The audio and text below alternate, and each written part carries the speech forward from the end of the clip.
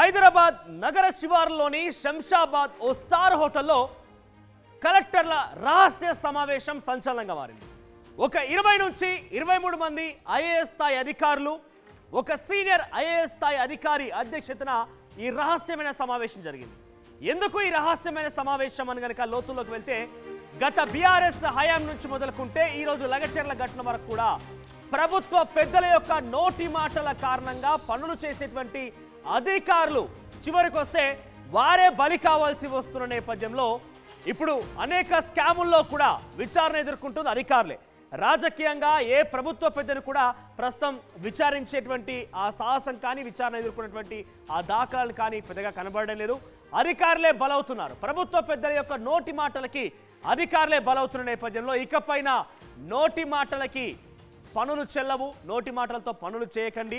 ఎందుకంటే కాళేశ్వరం, ఫార్ములా, ఈ car race, ఇక అనేక అంశాలు ఒకటి కాదు రెండు కాదు మనం గమనిస్తే వరుస క్రమంలో ఒకదాని వెంట ఒకటి స్కాములు బట్టబయలవుతున్న నేపథ్యంలో ప్రతి దాంట్లో కూడా అధికారులే విచారణ ఎదుర్కొంటున్నారు.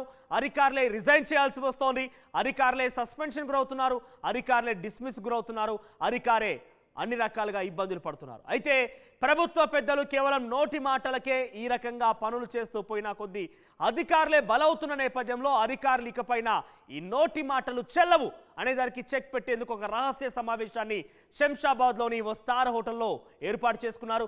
సుమారుగా ఈ రహస్య సమావేశానికి 20 నుంచి 23 మంది ఐఏఎస్ అధికారులు హాజరయ్యారు. దానికి ఒక సీనియర్ ఐఏఎస్ అధికారి అధ్యక్షత వహించినట్టుగా తెలుస్తోంది.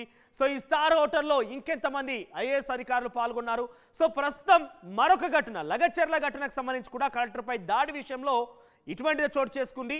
ఒక యూనిటీని తీసుకురావడంతో పాటుగా మరోవైపు వారు కేవలం నోటి మాటల కారణంగా పనులు చేస్తున్నారు కాబట్టి వీరందరినీ నోటి మాటల కారణంగా పనులు చేయించుకొని ఆఖరికి వస్తే అధికారులనే బలు చేస్తున్నారు. ప్రభుత్వ పెద్దలని చాలా బలంగా నమ్ముతున్నారు. ఇకపైన అవి చెల్లవన్నట్టుగా ఈ రహస్య సమావేశం జరిగింది. దీనికి సంబంధించి మరిన్ని అప్డేట్స్ మధు అందిస్తారు. ఎస్ మధు, రహస్య సమావేశం అంటే రాజకీయ నాయకులు భేటీ కావడం చూసాం, ప్రత్యర్థి పార్టీలు అధికార పార్టీలన్నీ కూడా కలిసిపోవడం లాంటివి చూసాం రహస్యంగా. కానీ అధికారులు ఇంత సీక్రెట్గా ఒక మిషన్ లాగా ఈ యొక్క మీటింగ్ని ఏర్పాటు చేయడం చూసిన తర్వాత సో ఎలా చూడాలి, ఎలా గమనించాలి? దీనికి సంబంధించి అప్డేట్స్ ఏంటి?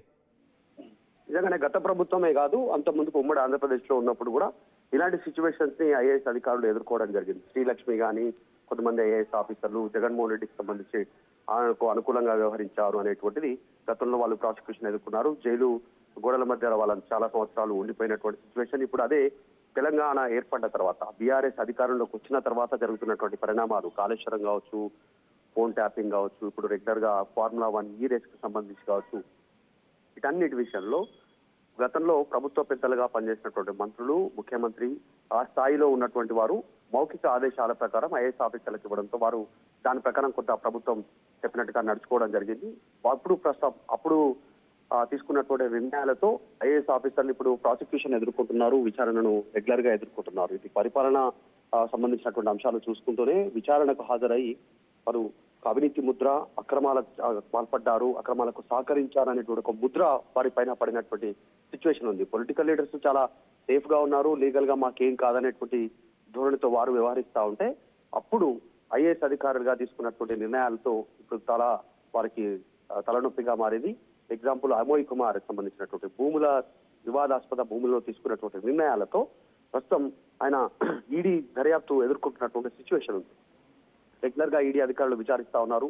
అనేక మంది వివిధ ప్రాంతాల నుంచి కంప్లైంట్ చేస్తా ఉన్నారు. అదొక్కటే కాదు, జిఎస్టీ స్కామ్ అని ఇలా అనేక అంశాల్లో. కాబట్టి వాటికి దూరంగా ఉండాలి మౌఖిక ఆదేశాలకు అనేటువంటి ఐఏఎస్ ఆఫీసర్లు రహస్యంగా సమావేశమయ్యారు. ఇది ఆల్రెడీ జరిగి 2 రోజులు జరిగినట్టుగా తెలుస్తా ఉంది. ఈ ప్రభుత్వంలో కూడా గత ప్రభుత్వంలో కనుక తీసుకున్నట్టు నిర్ణయాలు ఈ ప్రభుత్వంలో తీసుకుంటే వచ్చే ప్రభుత్వంలో మళ్ళీ ఒకవేళ ఫ్యూచర్ లో ప్రభుత్వం మారితే మళ్ళీ అధికారులే బలయ్యే అవకాశం ఉంటుంది అనేటువంటిది ఇప్పటికే ప్రతిపక్షాలు, బీఆర్ఎస్ పార్టీ నాయకులు స్పష్టంగా చెప్తా ఉన్నారు. గతంలో తీసుకున్న నిర్ణయాలతో మిమ్మల్ని విచారిస్తా ఉన్నారు. ఇప్పుడు కూడా ప్రభుత్వం చెప్తున్నటువంటి నిర్ణయాలు కనుక మీరు పాటిస్తే, వారి సూచనలు పాటిస్తే మేము వచ్చిన తర్వాత మీరు అధికారులు ఖచ్చితంగా దీనికి ఫేస్ చేయాలి, మీరు దానికి ఫేస్ చేయాల్సినటువంటి సిచ్యువేషన్ ఉంటుందని ఆల్రెడీ బెదిరింపులు స్టార్ట్ అయ్యాయి బీఆర్ఎస్ నుంచి, అటు బీజేపీ నుంచి. ఆ నేపథ్యంలో సీనియర్ ఐఏఎస్ సంబంధించినటువంటి అధికారులంతా భేటీ అయ్యారు. 20 నుంచి 23 మంది వాళ్ళంతా కూడా ఇక్కడ నుంచి యూనిటీగా ఉందాం, మనం ఎంతవరకు లీగల్ గా చేయగలుగుతామో ప్రతిదీ రాతపూర్వకంగా అక్కడ నుంచి అఫీషియల్ నోట్ వచ్చేంత వరకు ఎలాంటి నిర్ణయాలు తీసుకోవద్దు వివాదాస్పదంగా అయినటువంటి అంశాలు అనేటువంటిది ఒక నిర్ణయానికి వచ్చినట్టుగా తెలుస్తా ఉంది. మనోజ్. రైట్ మను. సో మొత్తం మీద ఇది విషయం. నోటి మాటల కారణంగా గత ప్రభుత్వంలో కానివ్వండి, ఉమ్మడి ఆంధ్రప్రదేశ్ సమయంలో కానివ్వండి, నోటి మాటల కారణంగా అధికారులు పనులు చేసుకుంటా పోయినా కొద్దీ ఏదైనా స్కామ్ లాంటి అంశం తెర మీదకి వచ్చిందనంటే బలయ్యేది మాత్రం అధికారులే. సో ఈ నేపథ్యంలో ఇకపైనైనా నోటి మాటల కారణంగా కాకుండా అఫీషియల్ నోటు వస్తేనే ఇకపైన పనులు చేయడం కానివ్వండి, ఏదైనా అఫీషియల్గా తీసుకోవాల్సిన నిర్ణయాలు కానివ్వండి తీసుకుందాము. మనం యూనిటీగా ఉన్నంతసేపు అధికారులు బలి కాకుండా ఉంటుంది. లేని ఎడల అధికారులు బలవుతున్నారు. అనేక రకాల స్కామ్లు చూసాం. అది ఫార్ములా ఈ కార్ రేస్ సంబంధించిన అంశం కావచ్చు, ఫోన్ ట్యాపింగ్ కావచ్చు, మరోవైపు అమాయకుమారి ఎదుర్కొన్నటువంటి ధరణికి సంబంధించిన అంశం కావచ్చు. ఇలా పలు రకాలుగా అధికారులే ఇబ్బంది పడాల్సి వస్తుంది. అధికారుల విచారణ ఎదుర్కొంటున్నారు. అధికారులే కొంత ఇబ్బందులు పడుతున్నారు. సస్పెన్షన్కి, డిస్మిస్కి గురవుతున్నారు. కాబట్టి ఇకపైనైనా కూడా అధికారులందరం కలిసి యూనిటీగా ఉందాం. మరో సంఘటనలో లగచర్ల ఘటన కూడా ఉదాహరణగా తీసుకొచ్చారు. లగచర్ల ఘటనలో జరిగినటువంటి కలెక్టర్పై దాడి విషయంలో కూడా ఐఏఎస్ అందరం కలిసి యూనిటీగా ఉండి ఇకపైన అఫీషియల్ నోట్ వస్తే తప్ప ఎటువంటి పనులు చక్కబెట్టడమైనా, ఎటువంటి విధంగా అధికారిక నిర్ణయాలు తీసుకోవడంలోకైనా కూడా ప్రభుత్వ పెద్దల నోటి మాటలకు కాకుండా అఫీషియల్ నోట్కి పరిమితం కావాలని నిర్ణయం తీసుకొని తెలుస్తోంది.